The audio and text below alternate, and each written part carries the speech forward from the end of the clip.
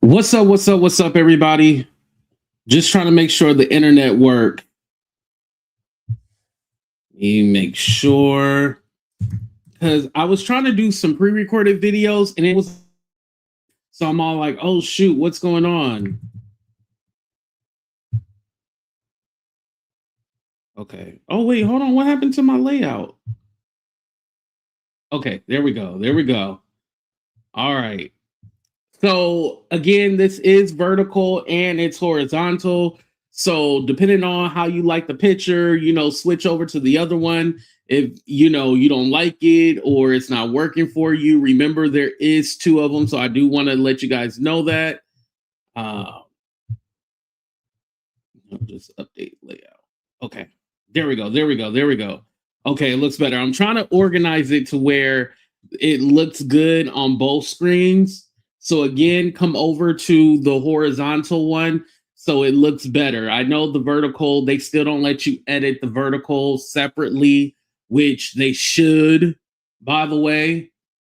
I hate that, by the way. Why everything got to be so difficult? I'm just letting you guys get into the room before we start. Make yourselves comfortable. Thank you, thank you, thank you, everybody, for being here.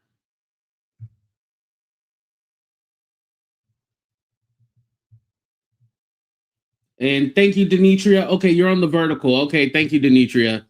All right. Shout out to my moderator, Denitria.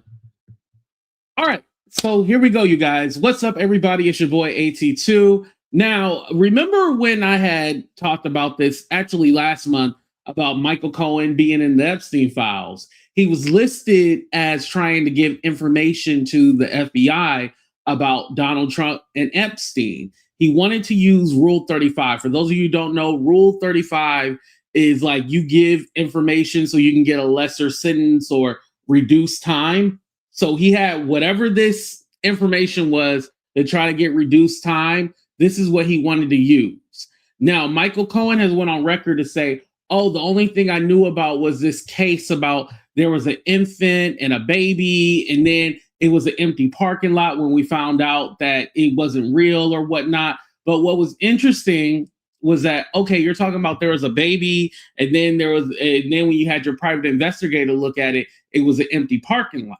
Okay, why would that information be critical to the FBI about Epstein or Trump? Like, how would that be used to get your sentence reduced? So Joy Reid had interviewed him on her Substack. At first, you see like a little clip on YouTube, and for whatever reason, I was like, wait, how come, where's the whole clip? I went to her Substack. This is the whole interview. I skipped ahead a little bit. So he's going to get into explaining Katie Johnson, as you guys know, the woman who made the lawsuit and the allegations against Trump and Epstein back in 2016. All of a sudden in this interview, he goes like, oh, wait, that's the woman. That's the one that I was talking about. Well, you said an infant and a baby. He gets caught up in a few more lies. So let's go ahead and get into it, you guys. But first, hit that like button, subscribe to the channel, all that good stuff. Y'all already know what to do. Let's get into the show, y'all. Here we go.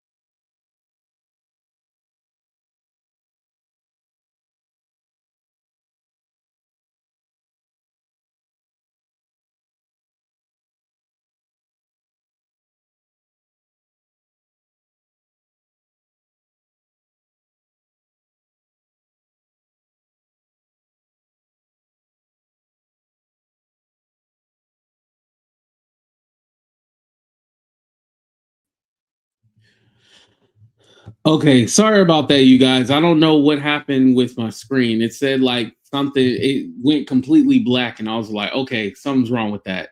But we back, we here. All right, let's go.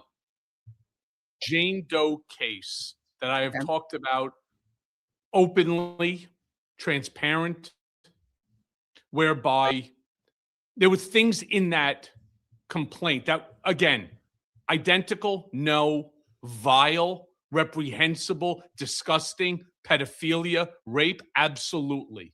And as I've explained it thousands of times, as soon as it came to my desk, it ended up on my desk on something that looked something like this, like a file folder, which is how things would come to my desk. I opened it up, I started reading, and I was like, holy shit, right? Wow. Immediately walked over to Trump's office, knocked on the door. There were people in there. Hey, boss, I got to see you. Everybody out. I closed the door and I said, somebody put this on my desk. It's vile. It talks about, you and raping and I don't recall if Jeffrey Epstein was named in that one. I think it was just against Donald Trump himself. This is something is very, this is a disgusting, vile, reprehensible. The claims that you raped a young child, I remember 13, 14, something to that extent. Again, it's 10 years ago since, this matter was one of many cases that I was dealing with, not rape cases. I'm talking about issues like the acquisition of the Doral or, the campaign, etc. And also sexual relationships with women. With Stormy Daniels, Karen McDougal, Right. etc. Many, many things. I mean, I was, to say He wasn't going to mention that until Joy brought that up, by the way. the least, overwhelmed. And something just didn't seem right. So I contacted this private investigator who I knew, and I said, can you just go find that guy? I got to figure this thing out, because when I asked Trump about it, the first thing, he looked me straight in the face and he goes, it's fucking bullshit. Word for word, verbatim. It's fucking bullshit. And I said, okay, let me go. I'm going to go look into it. He goes, do that. Okay. I contacted this PI, went to the address that was named in that four corners of the complaint. Turns out it was not a house. It wasn't a building. It was a vacant parking lot. And after reaching out to that lawyer that was named in the complaint as attorney for Jane Doe, he acknowledged to me that he had never met the client. It was a referral and that it was all done through the mail. He said, give me a day or so, I will get back to you. And lo and behold, he comes back and says, I'm withdrawing the case. And I didn't ask anything more than that. I obviously realized why, and it made perfect sense. And I didn't care, because the case wasn't legitimate, at least according to the attorney who filed the papers. Whether it was a naked summons or was a filed, I don't remember that either. But do you remember the name of that attorney? I don't.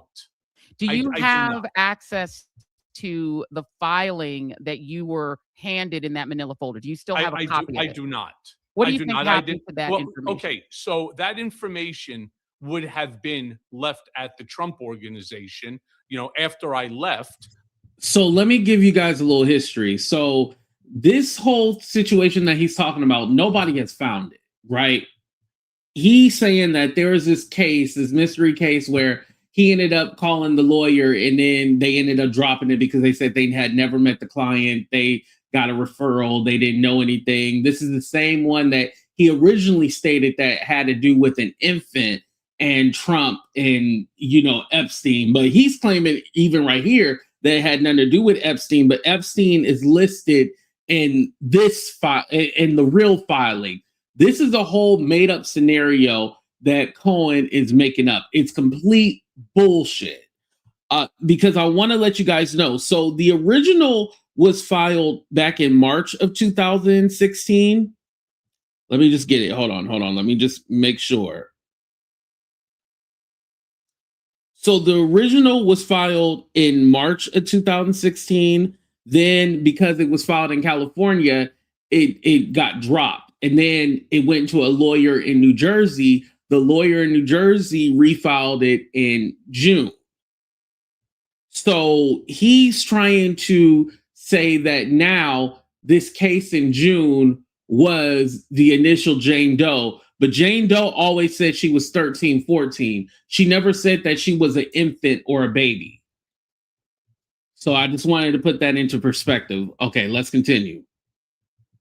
In 2017, after Trump's first victory, what ultimately happened is they shut off my Cohen at Trump.org account. I had no access to it. I didn't have access to the documents or the files. So everything that belonged to the Trump.org stayed there. So I have no information other than the recollection in my head.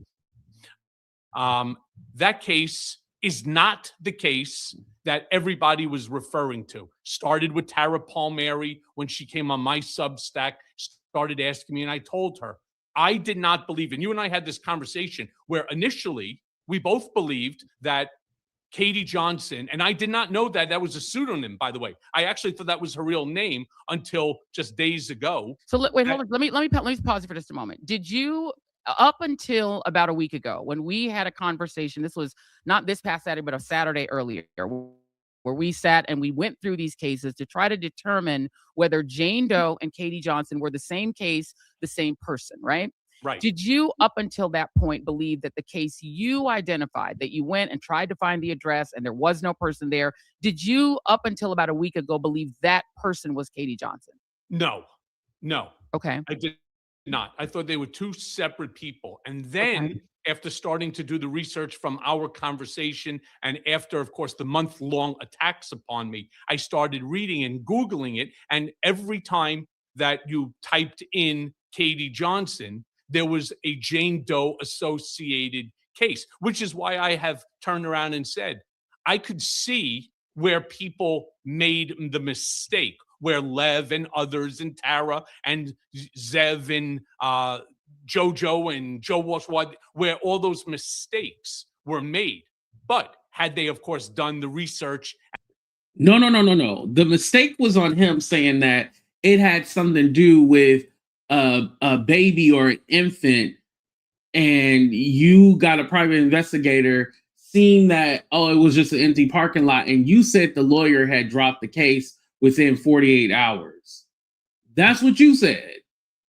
You didn't say anything about Katie Johnson. And again, it was Katie Johnson was the initial lawsuit. Then it was filed in New Jersey, or New York, I should say, in New York, where it was then under a Jane Doe, but the allegations were very similar to each other. So we figured, they just refiled, and now this is Katie Johnson. Katie Johnson is just going by Jane Doe, which Katie Johnson was already a pseudonym. So I don't know why they then changed it to Jane Doe, but it's literally the same lawsuit. And the homework and reached out to the lawyers as we have, maybe they would have found out the truth. It turns out, and one of the things that I also, after speaking to other people as well, is Jane Doe, of course, and everybody should acknowledge this, Jane Doe is a pseudonym that is used, as this lawyer explained to me, more often than Ford F-150s exist in the United States of America. All right, it's used regularly. What I ultimately learned from the lawyer who represented both Katie Johnson as well as the Jane Doe that they were referring to, what ultimately I learned is that they were the same person. Okay. He represented both of them, and he had Lisa Bloom representing initially the California case, being, I guess he's a New Jersey attorney. New Jersey, right. Pro hoc vice. So, and what does pro hoc vice mean for those who are not lawyers? Pro hoc vice just means that since you're not from the state, that they sit in for you. So now you don't have to take the California bar. You're able to work alongside of another lawyer. Now, so let's be clear, just for the audience who's just so that you guys are following this. So what we're now saying, and this is something that I have now verified as well. I spoke with Katie Fang, who is obviously a brilliant lawyer. I also spoke with Paul Butler, another lawyer, and I actually turned over the two cases to them. Number one, to determine, are Jane Doe could Jane Doe and Katie Johnson be the same person? What they said to me, and what you guys heard if you watched the Joy Reid show episode that we talked about this, was that it is likely it's the same person, that the case was misfiled using the wrong sort of law, right? She tried to file So under if the I wrong can law. on that Yeah. one, right? And you're right, Katie Fang is a brilliant lawyer, Yes. brilliant, and she's also the kind of person that does the homework, which is important. And to those of you who are trying to understand why I'm even on here, because there's such a mix-up and a inaccurate set of statements that were made about me, that I'm so thankful to have Joy with this large group out there in order to correct the record. Well, Again, he's the one that was confused about the lawsuit and claimed that he had no idea. And now he's claiming that, oh, I didn't realize this was the same lawsuit. Mind you, you had all this time to research and look into this, but now all of a sudden, oh, these people are getting it wrong and they're not doing the research. No, they did the research and they told you that there was no lawsuit about an infant nor a baby. They told you. Whoever the girl is, Katie Johnson or Jane Doe, they both said they were 13, 14. So what are you talking about? He's trying to confuse people and make it seem like we're dumb. well, then let's go through some of it. I just want to let me just go okay, through please. this as it relates to what Katie Fang was saying, that we are talking about the same person, that Katie Johnson and Jane Doe were the same person. And the reason that the first case, the California case, was withdrawn was because whoever drafted the complaint drafted the wrong cause of action. It was not an allegation or a criminal statute that dealt with rape, kidnapping, etc. It dealt with race. And because she wasn't a lawyer. She didn't know how to file it. Right, well, it's not about the filing. It was about the causes of action that she pled, which dealt with race and not with the issue at hand. And so that case was ultimately withdrawn. Correct. Only to then 2 months later be refiled in the Southern District of New York as Jane Doe versus Donald Trump and Jeffrey Epstein. And to be clear, same lawyer. And the lawyer's name is Thomas Meagher, to give you guys that information. And this is not something you can not find on your own. We actually looked up the case. The gentleman's name is Thomas Meagher, who represented Katie Johnson, a.k.a. Jane Doe. And I think, and I'm going to presume that the reason it was filed in the Southern District of New York is that Donald Trump is from New York, not from California. And Jeffrey Epstein, they both were residents of New York at the time, and this plaintiff was a resident of California. So her California lawyer was Lisa Bloom. Her New York lawyer was Thomas Meagher. So let me ask you just directly, Michael, when that case was withdrawn, because this has become the center of the point about you, did you at any time contact Thomas Meagher and issue threats against Katie Johnson to say if she did not withdraw that case and if she did not cancel that press conference, ... Was there any threats you made against Katie Johnson? No. At any time, did you... I don't believe him. I don't. And especially because other victims, Stormy Daniels, have said that he has threatened them. Speak with Thomas Meagher. Do you know who that is? You've seen his name in the filings. At any time, did you speak with Thomas Meagher? No. Have you ever spoken to Thomas Meagher? No. There's a follow-up question as a lawyer, right? I would say, well, did you communicate with him in any other way, by text message, by email? Sure. Yes. And we break it down as lawyers, right? Yes. Have I ever emailed Thomas Meagher? Have you ever texted him, emailed him in any way, at any time? So the answer to that is not until, actually, answer for email is no. The answer to text message, yes. When I was requesting that he contact me in regard to understanding the Jane Doe case, because I actually thought that was the case that was ultimately withdrawn because there was no such person or no such client. And so what you're saying is So here's the thing. So now he's claiming that he spoke to this person for the first time a few weeks ago to get clarification on the whole Katie Johnson thing. Now, this is what is missing from this, right? Because remember, he claimed back in 2016 it was an empty parking lot. He called the lawyer to say, "Hey, there's no person here," and that person confirmed that, "Oh, well, it was just a reference. We don't know. I've never interviewed or known the person." So, who was that person that you spoke to on the phone, saying that this wasn't a legit case or you had no clue? Who was that person? Again, got caught up in a lie. Contacted him. And when did you contact him? I don't know, last week. So prior to last week, you had not. Actually, I contacted him about 2 weeks ago. About 2 weeks ago. I mean, we have, as you know, both you and I have talked about this now for about 2 weeks or so. And I will, yeah, and I'll note that lots of lots of journalists have been Tara Palmieri. Others have also been trying to contact Lisa Bloom. And not only did I Thomas reach Meagher. out to this guy, Mr. Meagher, or Meagher, however he pronounces his name, one of the things that I also did is, and so did you, I reached out to Lisa Bloom as well. I have as well. Right. And have you heard back from either of them? I did. Okay. What did So you as hear? I wrote in my Substack of Saturday or Sunday, I turned around and it was Saturday. I was with my wife and we went for breakfast together. And all of a sudden my phone buzzed and it's Mr. Meagher. And I was like, I can't believe it. And I had to double check because, how many phone calls did you leave? How many phone messages did you leave? How many text messages did I leave? An inordinate amount. And he asked, who is this? And I said, I'm looking for a Thomas Meagher.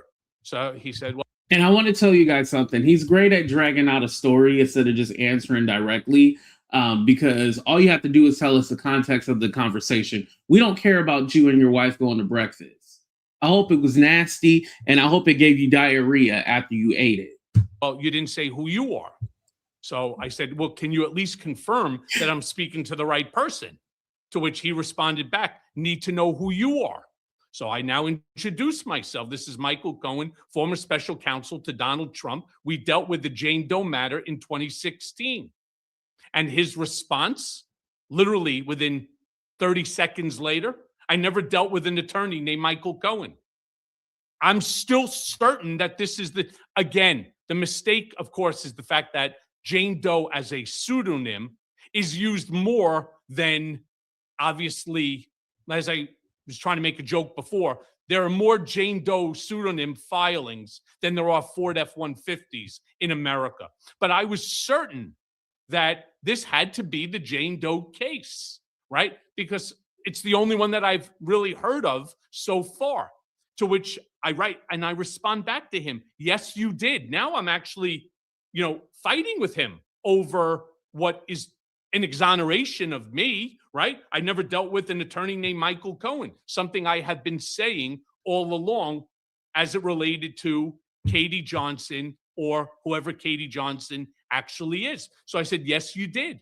I called you in 2016 and advised you on the property location of the Jane Doe, to which you withdrew. So again, remember in the beginning, he said he talked to him for the first time a couple of weeks ago to exonerate him. But now he's saying that he did talk to him in 2016. The guy is just spinning, going around in circles, catching himself on his own lies. And Joy Reid, look at her face. She know he full of shit, but she going along with it. She just all like, okay. I ain't mad at Joy. At first I was like, Joy Reid, why are you interviewing this clown? But Joy Reid, make your money. Make your money, girl. I ain't mad at you. Make your money. Through the case. At which point in time, let me go to his exact, because, hold on. And you're reading now from his text message to you. I'm reading from our exchange. Okay. All right. Give me 10 seconds here. Apologies.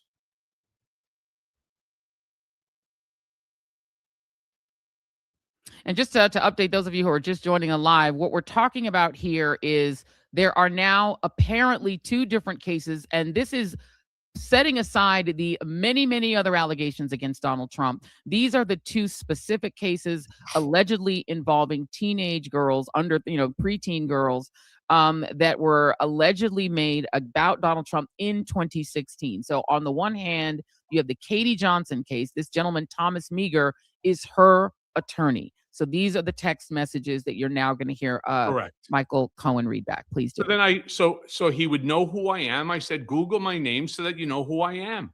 And this is not designed to elicit any information from you, just to corroborate what I testified to before Congress and have repeatedly stated when questioned on this topic, that Jane Doe and Katie Johnson are 2 different cases and not the same person. Right? I was still and I'm fighting with the lawyer for Jane Doe, who then ultimately tells me the following: you are conflating 2 entirely different Jane Doe cases. I still fight with them. No, I'm not. The Jane Doe case you represented was not the Katie Johnson case, from the best of my memory. Those are the 2 that news organizations are incorrectly conflating. So he writes to me, you described the one I had nothing to do with in that Tara Palmieri interview. I had nothing to do with it and did not talk to you about it. My client had a case in California using the name Katie Johnson. I used Jane Doe in my filings. That's when I finally realized that Katie Johnson is not her real name, that it's actually a pseudonym.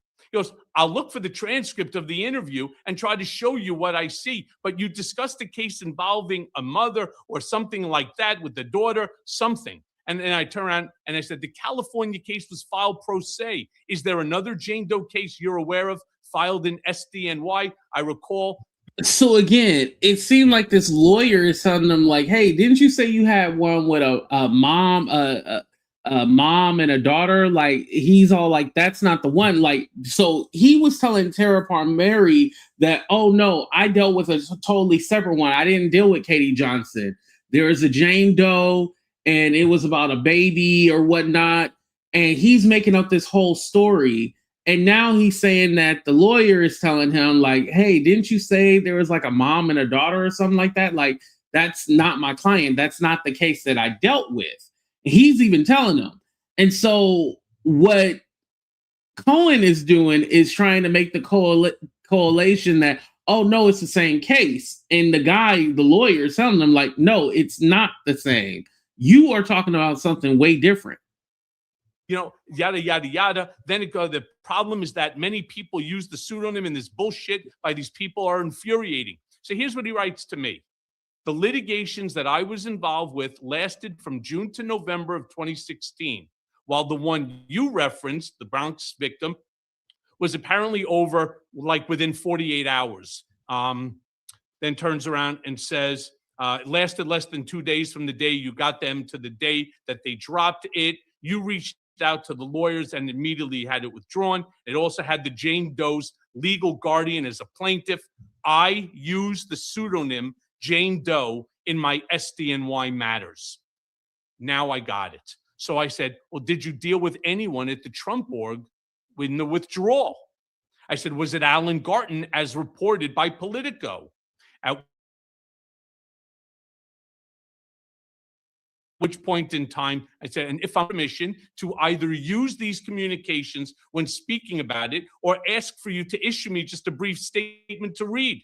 So he wrote, all that I know / could say about the matter beyond this is confidential and attorney-client privileged. Sorry.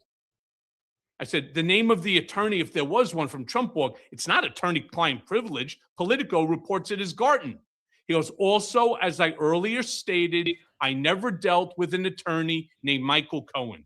So I said, can you confirm it was Garten? And if you can issue a non-violative brief statement, I would use it merely just to put an end to all of this and the erroneous reporting on me and this case. So he says, what exactly did Politico say about Garten? So I said, I'll send you the article. And I sent him the article. Woman suing Trump over alleged teen rape drops suit, again. Politico. I think it was, what's his name? Josh Gerstein that wrote it. He then gives me a thumbs up. He received it. And I wrote to him, and I apologize if I caused you any headache. It was not my intention, but this certainly validates. I never threatened Katie to force a withdrawal. So thank you for this. He writes, I do not see how this is my issue. I apologize. I do not see how it is my client's interest to issue or provide a statement. As I stated, I never dealt with an attorney named Michael Cohen. All right. And there you have it. Right. So basically what he's saying is that he's exonerated because this lawyer said that he had no clue and he didn't know who Michael Cohen was. He never spoke with a Michael Cohen. But again, this goes back to, okay, Michael, you originally said that you spoke with the lawyer and said, hey, this is an empty parking lot. This is not, an actual person. What's going on? And they told you, oh, this was a referral. And so they withdrew this case within 48 hours. But in the beginning of this interview, he's telling you guys, oh, they're the same person. They're the same person. Okay. Well, the lawyer is telling you, no, it was not the same person. And the case that you're talking about, they didn't deal with. Who did you talk to in 2016 about a Jane Doe? That question has not been answered. And again, Michael is trying to confuse everyone. He's doing this on purpose. And by the way, the interview with Tara Palmieri, where she's questioning Michael Cohen, that interview is still up. Somebody put it in my chat. No, it's still up.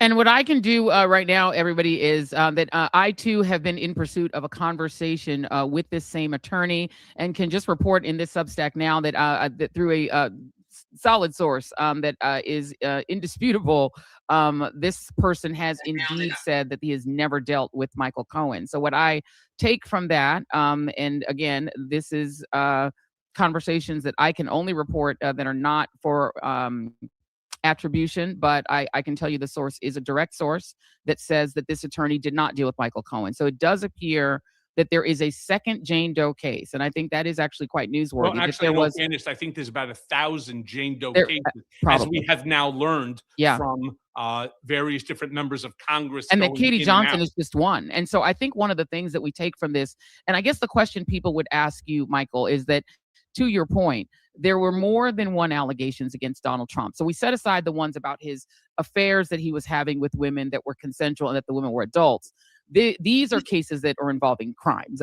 On this case, and let's just get it started. Michael Cohen. You guys, I didn't mean to do that. Let me go back to the part where I was. But what I wanted to say, I was trying to stop it because I was trying to tell you guys that, Joy is basically saying, like, there's a lot of Jane Does.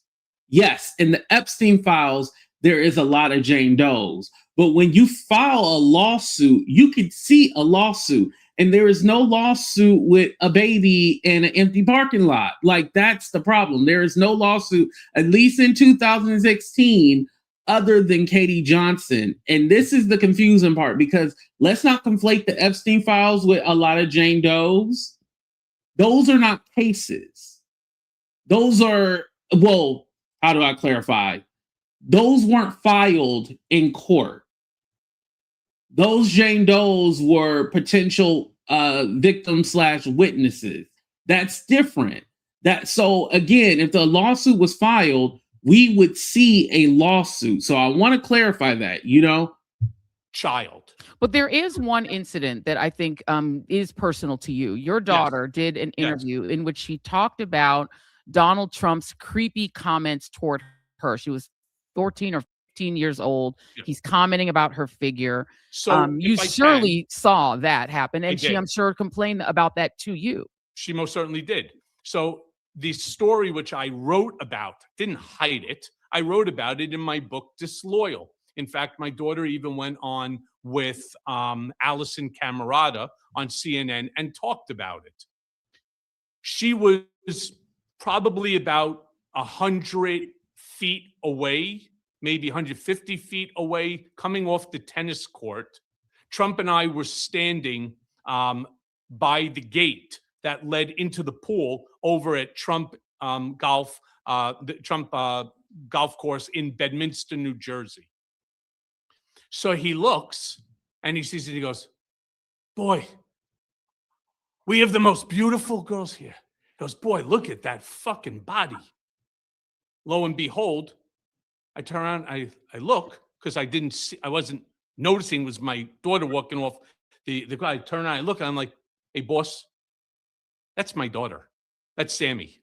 So he turns around and he goes, whoa. It's like, when did she get so beautiful? And I said, I don't know. She got her mom's looks. I don't know, right? Then he has to come over and he's, to say hello. Now, mind you, he's known her now for quite a few years. And, he made comments that are creepy. No doubt about that one to her. Now, mind you, and toward his own daughter, by the way. I mean, he is somebody who's made them toward Ivanka as well.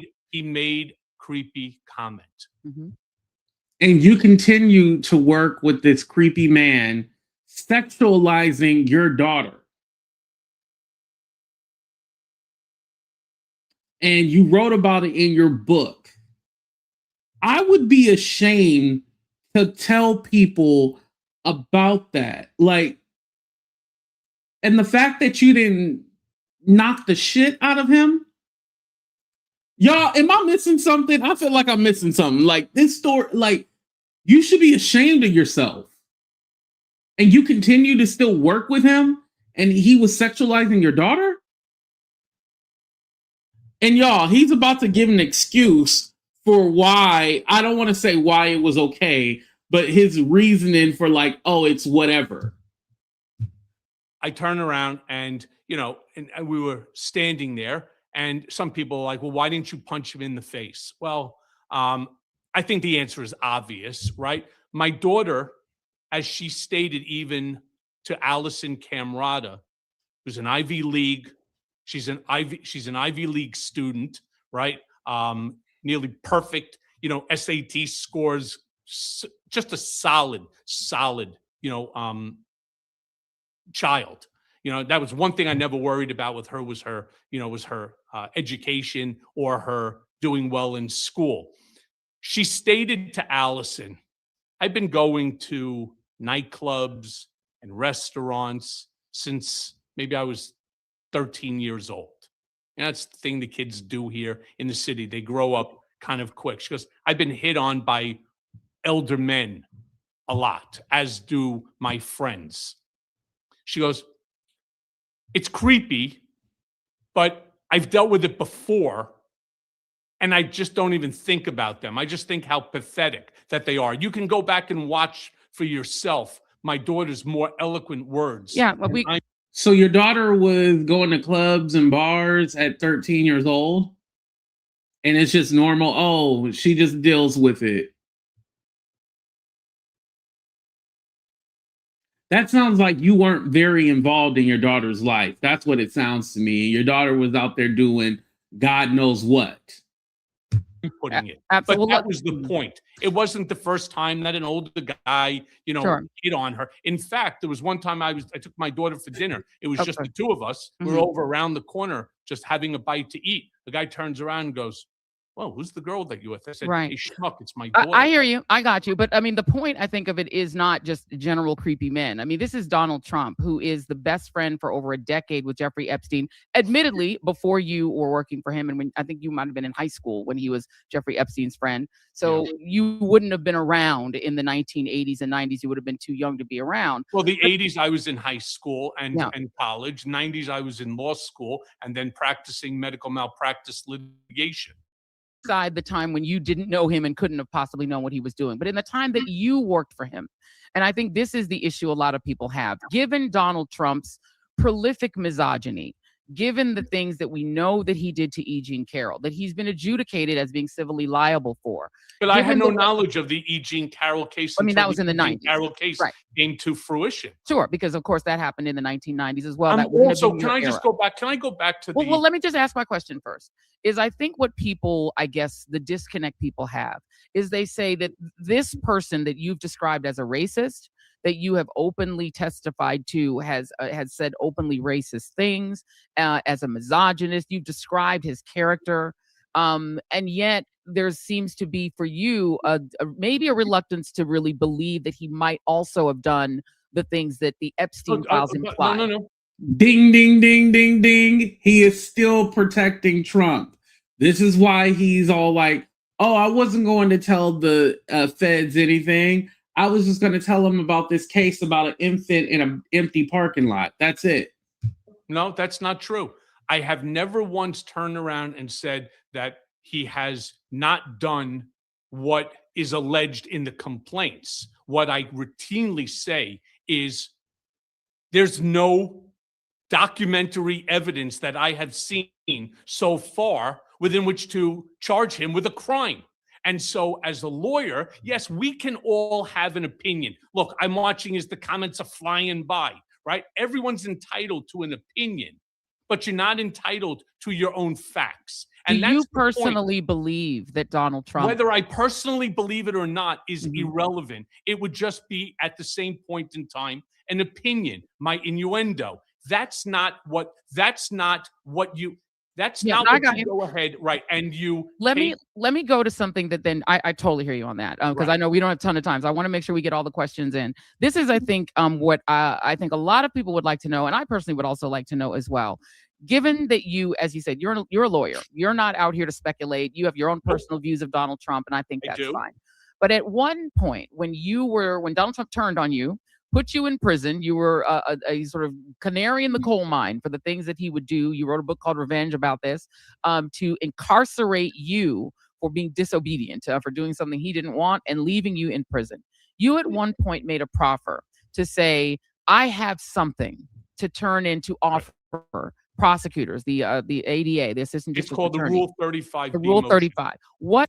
Here we go, you guys. Pay attention. What were you prepared to offer prosecutors? Because it would theoretically have to be something pretty damning about the former president of the United States, about the then president of the United States. What is it that you were going to offer them in order to reduce your sentence? The Jane Doe. The Jane Doe case that you said the only thing I knew about. So I said to my lawyers, look, it was a case that got withdrawn, but maybe we can sucker the prosecutors to accept the Rule 35B motion, right, which would have given us a chance within which. So he was going to try to sucker and play the prosecutors and be like, oh, well, I got this information that leads you to nowhere, and hopefully they will be fooled and tricked and then give me. Here's the thing. They're going to take the information first before they give him the Rule 35 and lessen his sentence, right? And that information that he gave or was going to give wouldn't equate to shit. They don't they'd be like, okay, so what are we supposed to do with this? Again, Cohen is full of shit. To reduce my sentence and get me back to my family.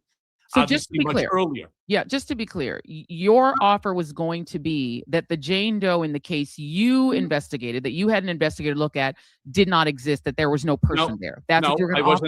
I wasn't telling that it didn't exist. I was telling them that there was a Jane Doe case. Let them go chase it. All I wanted them is to accept the Rule 35B motion, which they did not. As an attorney, is it credible for you as an attorney to say, I'm going to just say that he might have committed this crime against this Jane Doe? No, that's not what a Rule 35. That's not what a Rule 35B motion is. The Rule 35B motion is where you say that you have information that might lead to something against somebody who is bigger and more important, clearly, than you. All right. Let them go chase it down. Maybe there was something there. Right? I don't know. So, and it wasn't I who put it in. I had a lawyer, actually not one, but two lawyers that filed the Rule 30. I was in prison when that Rule 35B motion was filed. It was rejected. It was rejected. Go on. And it was rejected. Why? It was rejected because they said that there's nothing there. So let me I want to back up just for a moment, because I think this is important, because you, as a licensed attorney, would have had to be very careful about filing any sort of. No, at that time I was already It was probably rejected because don't forget, Cohen went to jail for lying in general, right?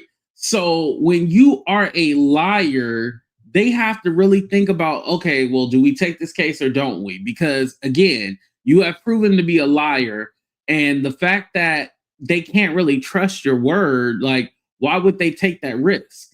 And they chose not to.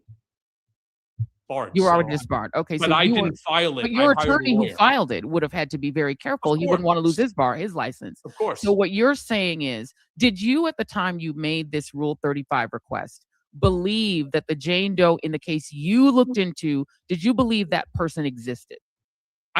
No, I did not. But I didn't know for certain. Like if you asked me what percentage did you believe that the person existed versus not, even Mhm. if it's 95% no and 5% yes, 5% is fair enough. You go search and find it.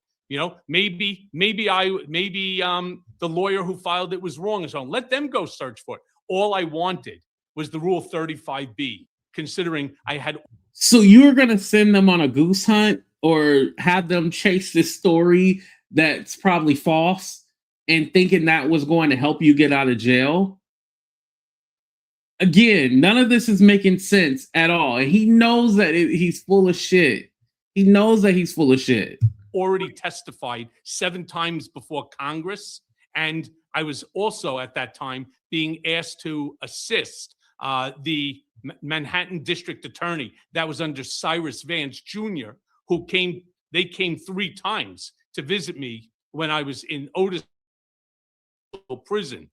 Went ahead and unfortunately, I could not use that because that's a state case and not federal, and Rule 35B only applies to federal cases. So, to just button it up, you were willing to potentially implicate Donald Trump in a crime against a child because at some part of you, must have believed that there must have been something to this Jane Doe case, and you were saying, "Look, take this case instead of me." Is that what the offer No, was? what I was saying is there could be something here, right? You go find it. I wasn't able to find it. In fact, the investigator who turned around and said, it's not a house, it's not a building, it is a vacant parking lot. The attorney, who clearly wanted to do something with this case, withdrew it immediately when they realized they never even met their client.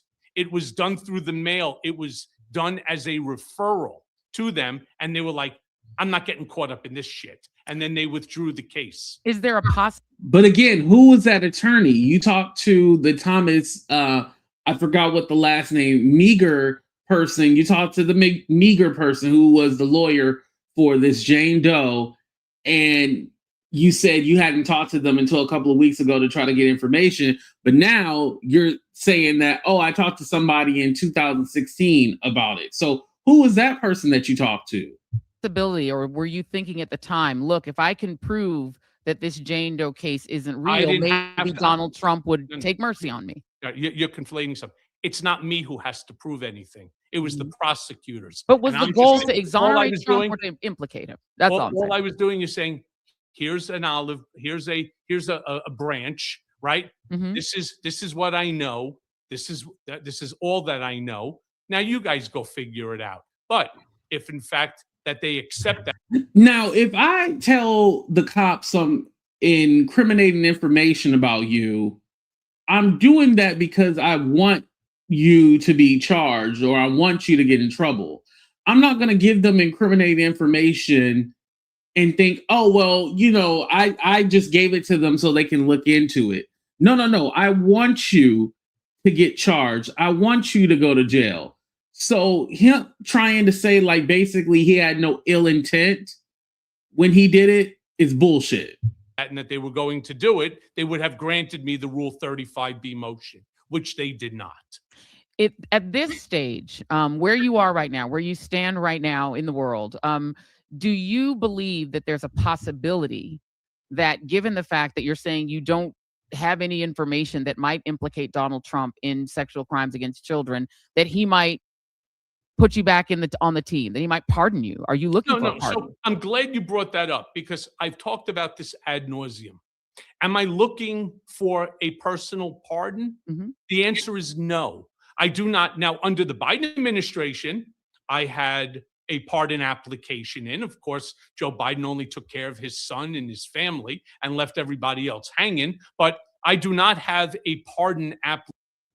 Biden actually pardoned a lot of different people. But again, he didn't owe you shit. Like, why? Biden didn't have to pardon you. Application in to the Trump administration. What I did do, alongside my co-author, who's Jesse Jackson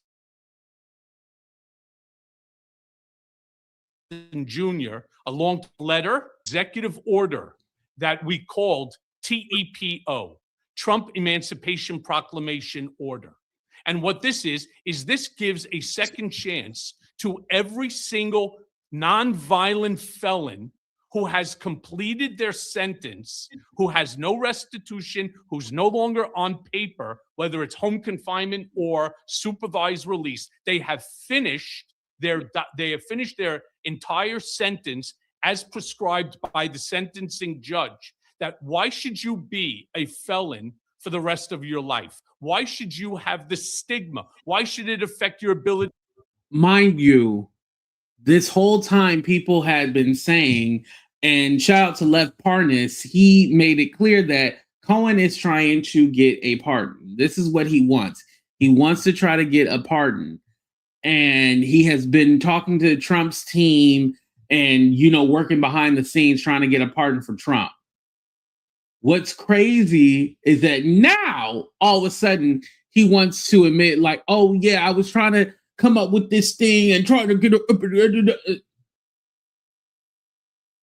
Are you sure that's it? How come you didn't say this before? If you said it before and was honest about it, I think more people would have been like, okay, I respect that. This sounds something like, yeah, you shouldn't be basically penalized for the rest of your life. Okay, this makes sense. But why did, people have to pry this information out of you? And you lied about it and say, oh, no, I'm not trying to get a pardon. That's not what I'm trying to do. And now you're saying, yeah, you are. But you're trying to get some kind of executive order for him to sign. To bank, your ability to have housing, your ability to get a job, and so many others. There's 70 million Americans, believe it or not, that are affected as a direct result of that felony conviction stigma. And so I want him to sign this Trump Emancipation Proclamation Order. All right. And by the way, would I end up getting a pardon with that? I most certainly would. I would absolutely be one of 70 million potential nonviolent felons to receive that benefit. By the way, as I pointed out, because one of the louder voices against me, Lev Parnas, he would also be a recipient if I'm successful in getting this, as would many, many other people. Let me ask you this question, because I think this also comes up about the things that you've said lately about Donald Trump and about some of the people who have prosecuted him. Can I just stop you for one quick second? No, I'm going to ask this question. Oh, no, wait, go ahead. Do you have something to add about your previous answer? I have the document sitting right somewhere over here. Yeah, here you go. So here's a copy of it. This is the letter that I wrote to the President of the United States. This is the Trump Emancipation Proclamation Order, because I see in the comments here, some people are saying it's not true. He's making it up. And here's actually the executive order that both by the way, in fact, and here's where this was done in 2025, by the way.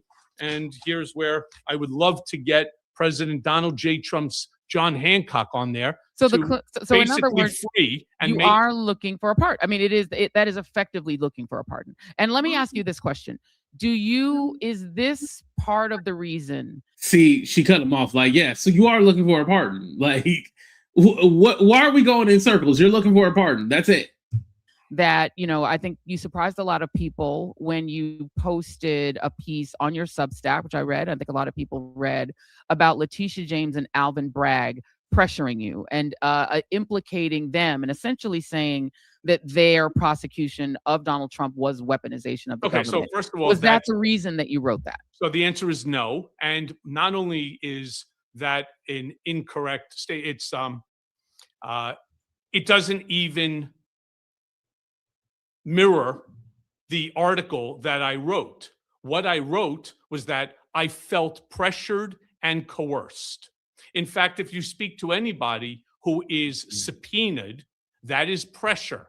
You are coerced within. But why say that now, I guess, is the question. Why say that now? So what really bothered me here the most about it is I have been constantly screaming for at least the last 6 years of my life that the reason that I fight the way that I do is because, for example, when I took the case when they unconstitutionally remanded me back to Otisville because I refused to waive my First Amendment constitutional right. And I was on your show.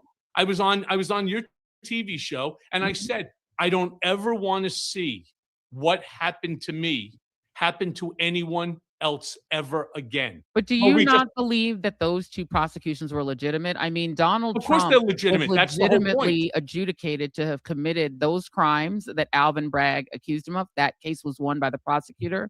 And Letitia James legitimately prosecuted Donald Trump for fraud. I think when people see you accuse them of pressuring you, it does raise the question of whether you're trying to sort of side with Trump again. Joy, let me show you something else here. Give me about 3 seconds. Okay. This is just one of 3 or 4 books that were given to me by the district attorney's office, handwriting that's their stuff, that I needed to go over to review in order to ensure that the methodology, that the process that they were using in order to ensure a conviction takes place. The reason that I wrote the article is not about Tish James, nor was it about Alvin Bragg. It was about me. It was about anybody who has ever been subpoenaed and or gone through the process. The point that I'm trying to make was predicated off of a book that I talk about all the time. I read it when I was in Otisville, called 3 Felonies a Day. It's a book that's written by Harvey Silverglate. And to those that are there that want to sort of be obnoxious and rude and so on, I strongly suggest you read the book called 3 Felonies a Day. Every single one of you commits every single day 3 felonies a day. But I mean, most of us are not president of the United States. And I think that's the point, is that people feel that Letitia James and Alvin Bragg really did I wasn't president of the United States either. Right, and I mean, my but point writing that piece, I guess that's the question. The reason I wrote it is, again, it was like a follow-up to an earlier piece that I wrote about being the ham sandwich. No, he was trying to get in good with Donald Trump. That's really what it is. All of this other BS. I wrote an article, and you can look it up. I was the ham sandwich. And you could be the ham sandwich tomorrow too. And anybody that thinks if God himself came down from the heavens, they would turn around and say, well, he's here illegally, and therefore it's a felony, right? I mean, that's exactly what every single person commits 3 felonies a day, whether you like it or not, and so on. And my point was, when Tish James, for example, had the issue with her mortgage, my point is, as I said it on television and many times before, I am not here to defend Trump. I'm here to basically say, anytime government wants to get you, you are sunk. And anybody who's been through the system will turn around and tell you it's true. I mean, I talked about, as an example. And I just want to note that Letitia James, a prosecutor, the career prosecutors in the Justice Department who resigned, indicated she committed no crime with her mortgage. But go on. Oh, correct. But by the way, and that's. And mind you, the case was dropped. So what is he talking about? Her opportunity within which to prove, right? If you write $90,000 as your annual salary, but it's really $80,000 in order to get your credit card approved, that's a felony, right? Who cares? Does it really matter? The answer is no. But here's something that many people, including those that you see on television, the former prosecutors, the ones with the big fancy titles underneath, they'll turn around and tell you that it was a pretty stupid case. They call it a ticky-tack type of a case, right? Inflation of your right, but financial statement. I hear what you're saying. The point being, they ran the case. They put it. One was before a jury. One was not, and they were successful in both. And my point is, the Department of Justice, or as I like to call it, the Department of Injustice. Wait, you don't believe that Donald Trump actually legitimately committed crimes? You think the system was weaponized against him? No, that's not the whole point of the article. The article is, I don't think that the case should have been brought, right? I truly don't. I don't think that the same way they brought an action against me on tax evasion. I've never in my life not filed my taxes on time. I've had a CPA. Let me just finish here. Big quickly, because we have 5 more minutes. I had a CPA who told me how much to pay. I paid it. I never received a letter from the IRS ever, right? Saying, hey, by the way, you have a mistake. No, what I got, and this is what angered me and why I wrote what I wrote, what I got from the prosecutors, 2 guys, one guy, Nick Roos, the other one named Tom McKay. Either you come in, this is a Friday, the first time I ever heard from them. You come in on Friday, on Monday, from a Friday at 5:30 p.m. and you plead guilty, or we're filing an 80-page indictment that includes your wife. I said, all right, I'll see you on Monday. Okay, I got you. No, I got you. And I think anybody who's prosecuted feels that way. What But I want to wrap. So he's basically trying to say, like, they threatened to put his wife in it. So yeah, this is why he took the rap. Not that he lied about his finances, but yeah, it is what it is. I mean, again, he even said one in front of a jury, one in front of a judge. They both decided, like, yeah, you're guilty. So that's here nor there. It's done with. You served your time. Get over it.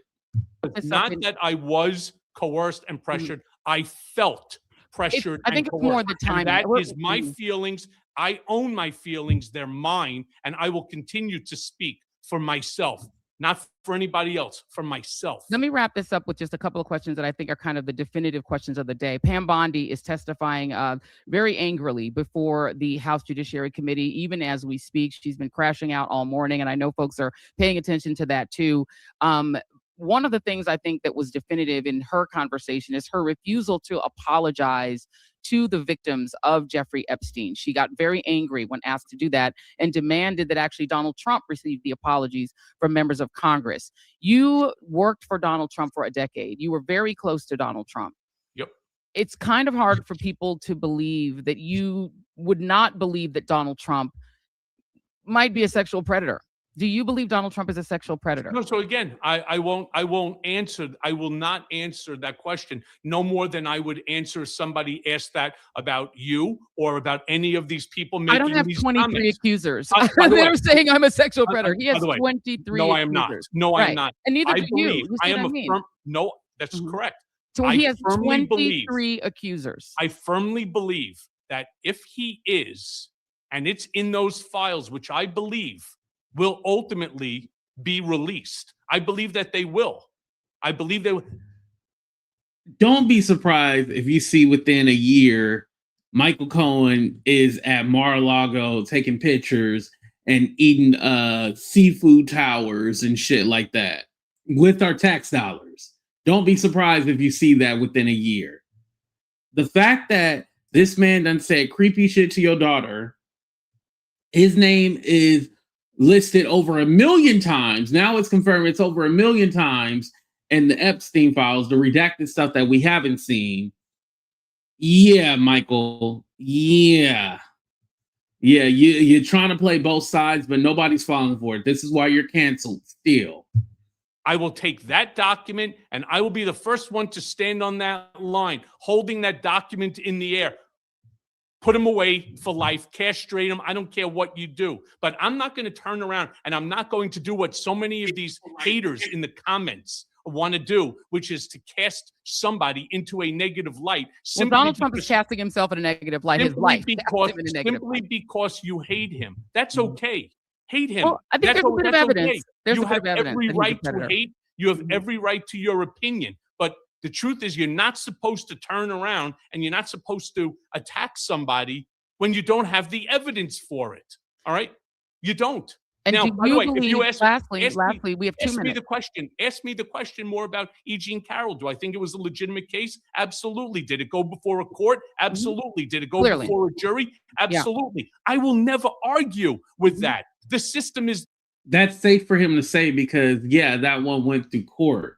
He doesn't want to give his actual opinion because he's worried. He's scared and he wants to still get in good with Trump. You know, he wants that pardon.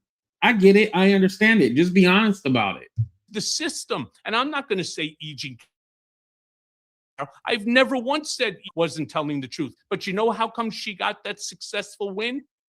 You know how come she got it? Because there was documentation, there was corroborating testimony. Would There it were things. surprise you, Michael? My last question before this live ends. Would it surprise you if Donald Trump is revealed in the Epstein files to have committed sexual crimes against Oh, children? I again, it's a nicer way of asking the same question. I don't want to take any position until I have an opportunity to see the documents. This is disgusting. Let's all be just crystal clear about it. We're not saying, hey, did he steal money from somebody? That's bad too. This is a whole nother level of, disgusting, to the point where, if true, somebody should knock their what do you call it? Knock their their teeth out, or their laminates. I mean, And last question, then we really are going to end. Do you have any information that you have not disclosed about Donald Trump regarding sexual crimes that you have just simply not disclosed as of yet? Absolutely not. In fact, since we're going to finish it this way, unlike the haters here, right, who have done absolutely nothing. Whenever somebody is looking at the chat and not focused on the actual conversation, just know that they're trying to deflect and lie. That it's a tactic that people use. Nothing to bring any accountability to Trump or this administration. Of all of us here, I am the only one who testified 7 times, 63 hours of being grilled, asked every question. And unlike that fucker from yesterday or Pam Bondi right now, I didn't hide behind the fifth, not on a single question, not on one. I'm also the only one who got called, subpoenaed, I should say, once again, to testify before 2 grand juries. I'm also the only one here in this group that was subpoenaed and testified at 2 different trials, a criminal and a civil. So before people want to turn around and say, oh, you haven't told us everything. Really? So you think after all of that time, you think with the 400 plus different members of Congress asking me questions that there's anything that I have not revealed? Well, we will keep this story going, obviously. All right, you guys. Joy, she gave him the opportunity to speak, and definitely he did hang himself. This did not make him seem innocent at all. If anything, it left me with more questions like, okay, you're here trying to play the game. And mind you, Michael Cohen has built his whole persona now off of hating Donald Trump. And to see him trying to defend Trump and say he didn't know anything, he wasn't a part of it. No, you probably helped him. You know where the bones are buried. Tell us where the bones are buried, Michael. You are lying. You are full of it. And like I said, at first I was like, Joy, why would you put yourself in this situation? But no, I'm happy that she did. Because it definitely exposed him. Now Michael is on his channel. If you go look, he's talking about he's fully exonerated. No, you're not. No, you are not. There's a reason why Epstein, during his testimony, why Epstein was texting Stacey Plaskett, the representative of the Virgin Islands. There's a reason why he was texting her during that specific testimony. Epstein knew something about Michael Cohen. Michael Cohen knows something about Epstein. Let's not play ourselves. This guy is trying to pull the wool over our eyes, but we see you. We see you. And Michael, you're still canceled. We don't give a damn about you. If you ain't gonna tell the truth, there's no point in you being around, honestly, to tell you the truth. But anyway, you guys, this was a long show. Let me know what you guys thought about it. Please hit that like button, subscribe to the channel. And do y'all believe Michael or no? For me, it's a no. Love y'all. We out.